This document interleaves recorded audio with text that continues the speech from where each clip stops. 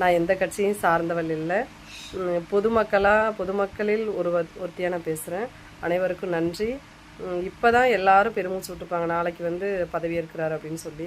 6 நாள் ஒரு 108 தொகுதியை ஜெயித்த ஒரு ஒரு தலைவரையே இந்த அளவுக்கு 6 நாள் வந்து ரொம்ப அலைய விட்டு, ரொம்ப ப்ரெஷர் கொடுத்து, ரொம்ப இது பண்ணிட்டீங்க.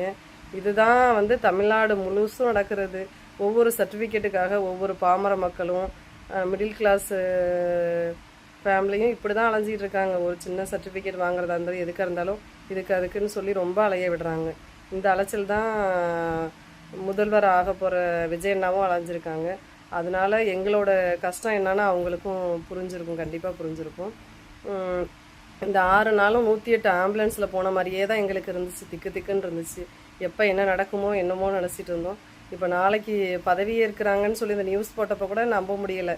அது எப்படி சொல்கிறதுன்னு தெரியல. சந்தோஷமாகவும் இருக்கும், இன்னொரு பக்கம் ஒரு இடையில இந்த நைட்டுக்குள்ளே எதுவும் நடந்துடக்கூடாது அப்படின்னு சொல்லி நாங்கள் கடவுளை நாங்கள் வேண்டிக்கிறோம். விஜயண்ணா அவர்கள் சிஎம் ஆக போகிறீங்க, ரொம்ப சந்தோஷம்.